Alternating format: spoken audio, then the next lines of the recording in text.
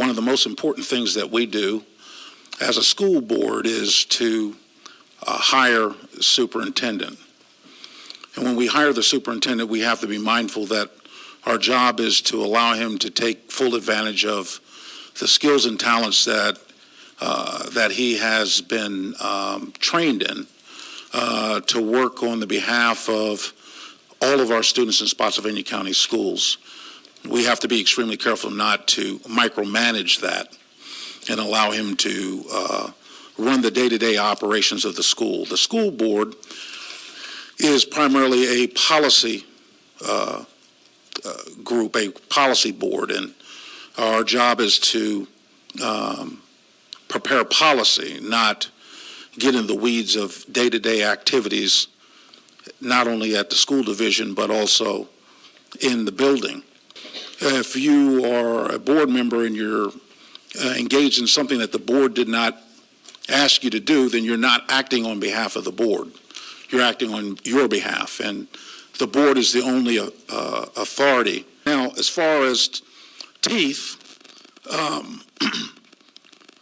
the danger that all board members face, the danger that all board members face when we act outside of our mandated responsibilities and duties is that, and we willfully, or it can be shown that we willfully disregarded how we should govern ourselves, and we are sued, this board could, or potentially could, allow that person to defend themselves. I tried addressing those problems with my board. I wanted to call my rep. Her phone number's not there. You can't Facebook her. So I was forced to email all the reps. And here's the thing. When you email your board member, it's covered under the Freedom of Information Act. So now it's publicly accessible to anybody. These same parents are putting in Freedom of Information Act requests from when I was a private citizen trying to get my son back in school. From reading this, when a Lee Hill constituent calls me up and asks me a question, referring to this regulation or rule regulation that's before us, does that mean I have to wait until the next school board meeting to answer their question or to ask the superintendent? I guess what I'm trying to wrap my head around is I just believe that it could be simple, like Dr. Meyer had mentioned, simple with the fact that every school board member shall refer all questions to the superintendent and refer the stakeholders and constituents to the superintendent, so that way their concerns and issues can be addressed by the school division personnel. That's how simple that I read all of this rule regulation to be, because if somebody calls me up from my Lee Hill constituent calls me up and has a concern, I have to wait till the next school board meeting to get it voted on to ask a question. That's what I need clarity on. Okay, well, let me. She's asking a question to the chair in this particular case. Yeah. And so I want to answer that. The requirement as board members, when we receive a comment or complaint or an inquiry from our citizenry, is to make sure that we forward it to the superintendent for action. Right. So you as an individual board member, when your constituent reaches out to you and has a concern, no matter what that concern is, it is your responsibility, if it's sent only to you, to forward it to the superintendent and allow him the opportunity to assign and task staff to provide a response so that you are appraised. Okay. No one's trying to prevent board members from receiving information. But when a citizen copies every board member on this dais, then it's my responsibility to respond to the superintendent to ensure that we receive a response and that we're not interfering in the investigation, so that we all would be able to receive an adequate response. I think it's important to know that we have to ensure that we always maintain the ability to be an appellate authority, because we have at times they will appeal to the school board on a superintendent's decision, and if we allow ourselves to get too deep in the weeds, if you will, then we have to recuse ourselves from the action. So our primary responsibility is an appellate authority, and if we allow ourselves to get into the weeds like that and get into the mix of the details, then we put ourselves in a peril where we cannot function as an appellate authority.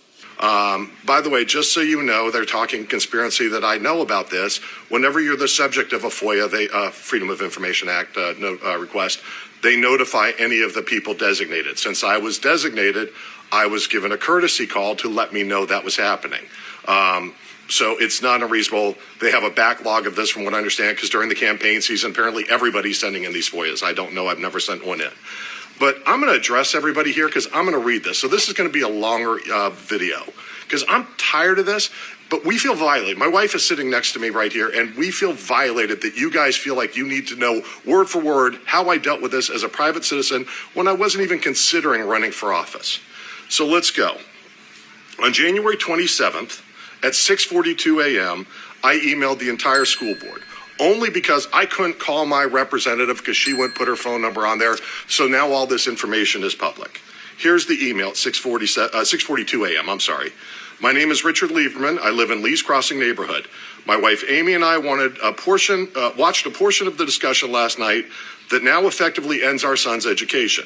Our son Jacob is 12 years old, deaf-blind child who started blank middle school this year. And I do mention the name in there. It's the only thing I blocked out. As I am sure you can imagine, attempting virtual with a child with these issues, along with other issues, has made virtual learning a complete waste of time. Completely honest, we felt his education was already suffering significantly with the changes made this year, but we understand the situation. In order to ease the burden on the school system, we have been driving him to and from school while you have all the normal kids on virtual. Mr. Twigg is 100% correct, and Mr. Braswell, you are way off base thinking you are not denying my son equal access. My wife and I respectfully ask the board to immediately, that's capitalized, reconsider this action and allow our already delayed son access to an education. Sincerely, Richard and Amy Lieberman. So at 12:30, Ms. Phelps responded. Yes, she does respond to some emails. I've had other people complain that they never get a response, but she did respond to my emails. But notice she's not dealing with the issue because, by the way I first learned about this is I got a text that night or in the morning, I think it was that night, from the special needs department letting us know this problem is going on. The special needs department understands who they have to help. So here's Ms. Phelps' email at 12:30. Good afternoon. Thank you for your very valid concerns. I do identify with your statements. I did not support the motion either.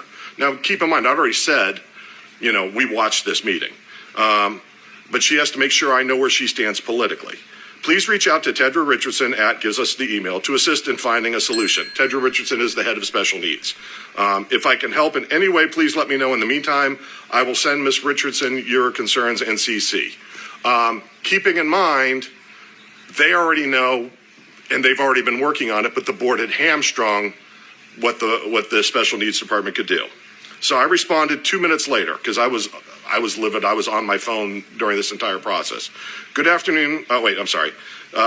So I responded 2 minutes later. Thank you for your email. We were told Paulette Heron, who's the assistant director, will be working on a solution. That doesn't change the fact the board essentially voted saying athletics was more important than education, because even though they ended the special needs kids' education, they were still allowing athletics.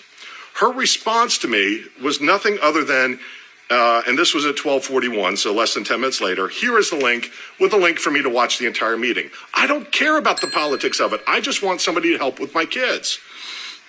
So in the meantime, Baron Braswell and I had been talking. He called me several times, and I had emails with Mr. Twigg, emails with Aaron Grampp at different times. I only printed out the Lisa Phelps ones because that's the one you guys are asking about. Ms. Grampp. There is this reg? Is it a reg? Yes, a reg. Okay. I didn't want to say the wrong thing. Policy was used in the prior person's language. I was making sure this was a reg, not a policy. This is just standard expectations of the school board as defined by our job from the Department of Education and the state constitution. So there's nothing new here. It is just putting it in clear, concise words to make sure that there is a clear understanding of what is expected of us and what is not expected of us. There's a little bit of misinformation between school board members and employees, when sometimes employees think that, they work for the school board members. They think they can get fired if they say certain things when they're being approached in public and whatnot, and that is just not. The employees work for the superintendent. The superintendent is the only employee that works for the school board. So everybody else works for the superintendent, which is what we charge him to do.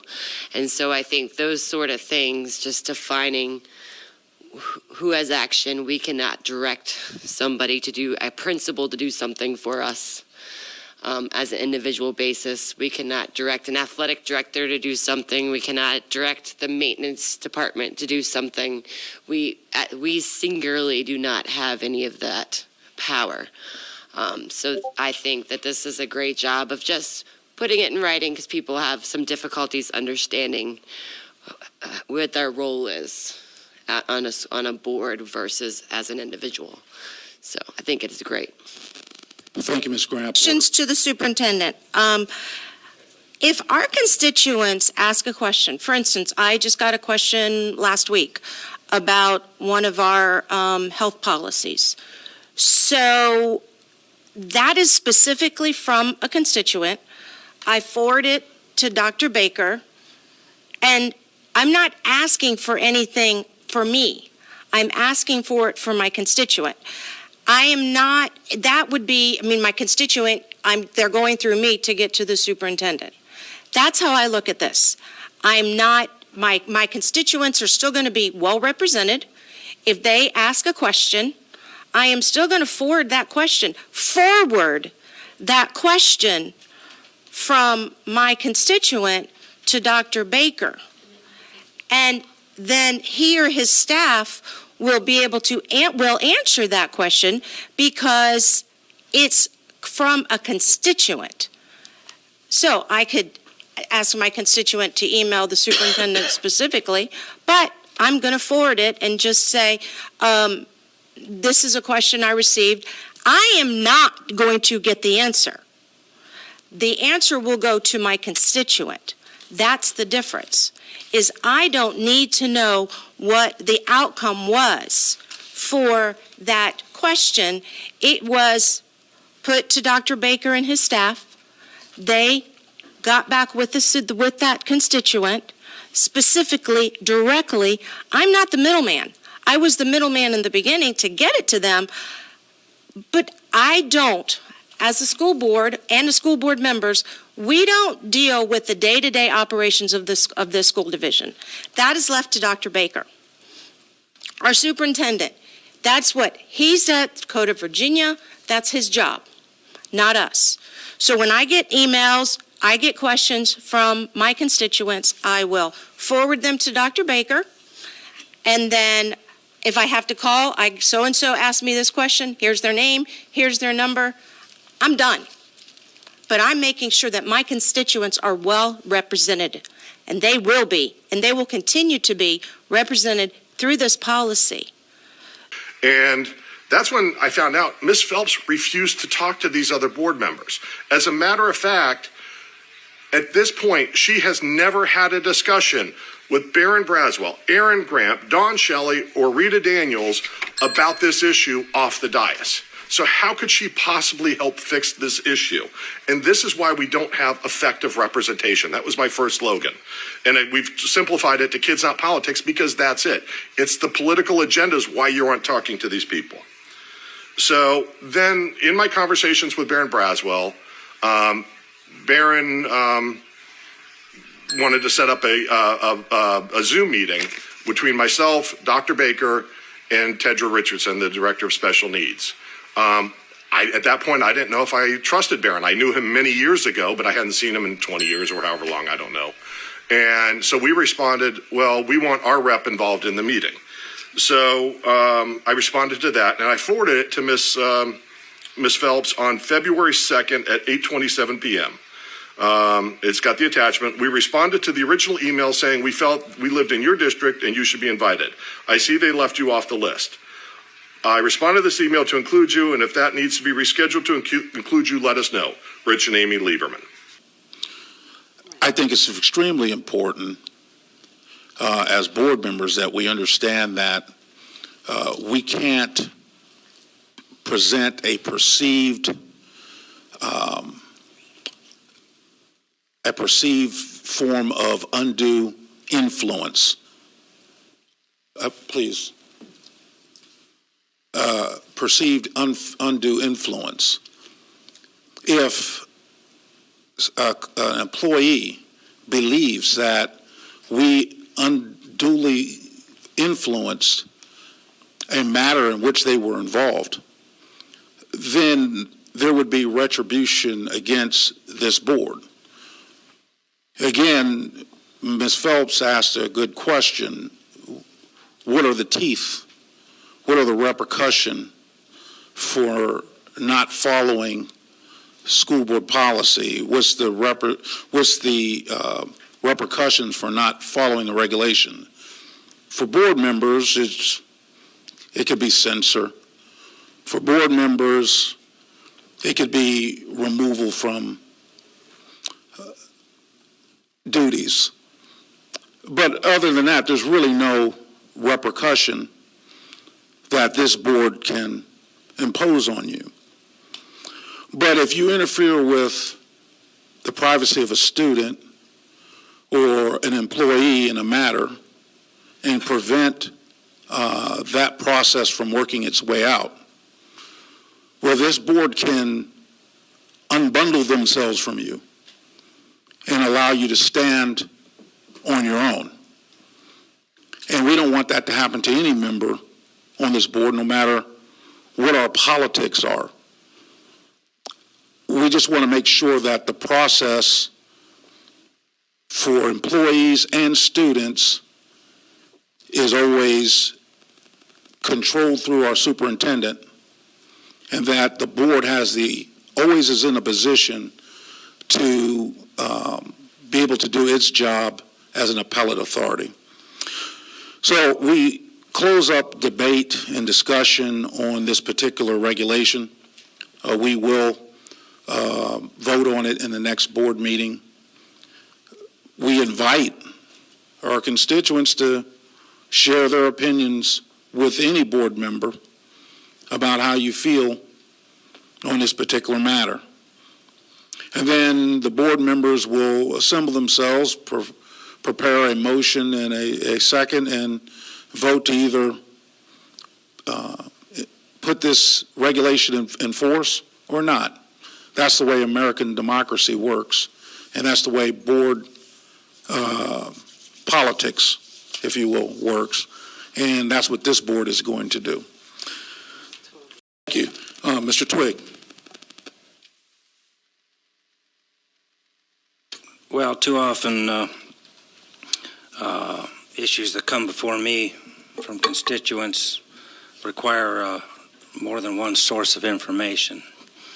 And every time Dr. Baker and his staff's been helpful, and everything's worked out toward supporting the people in our community.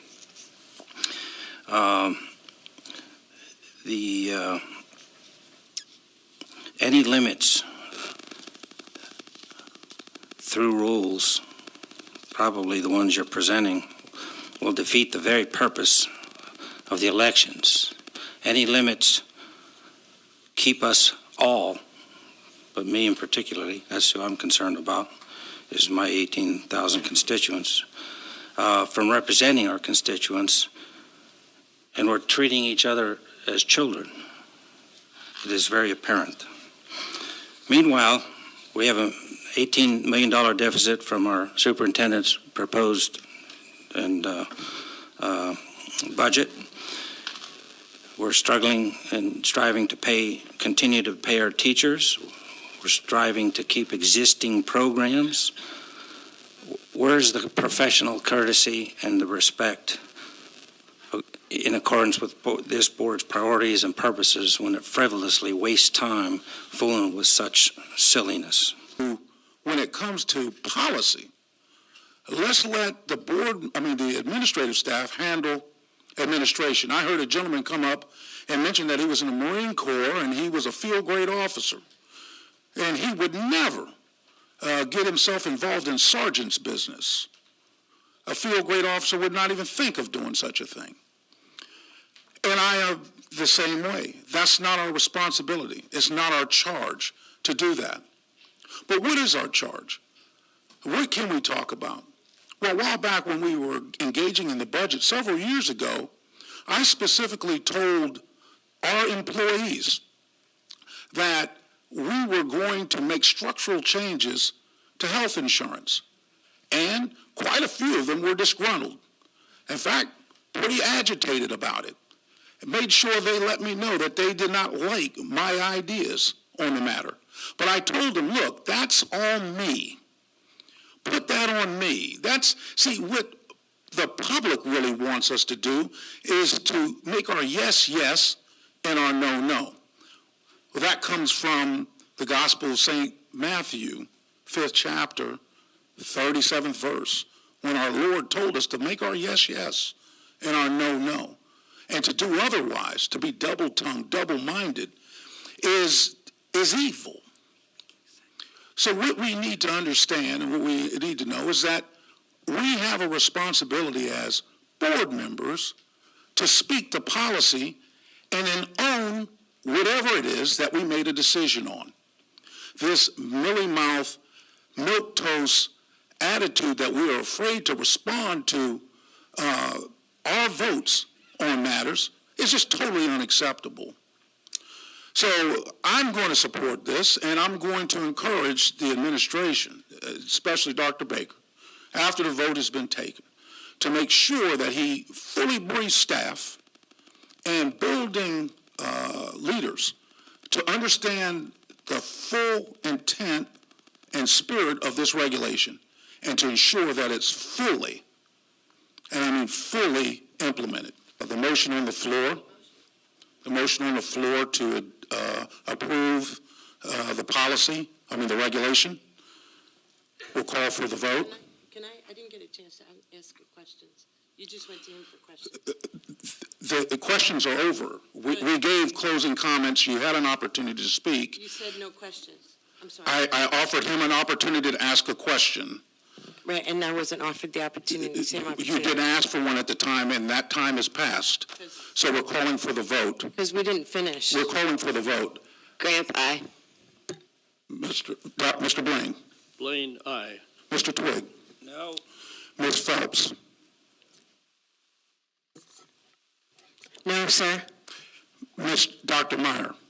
Aye. Ms. Shelley. Shelley, aye.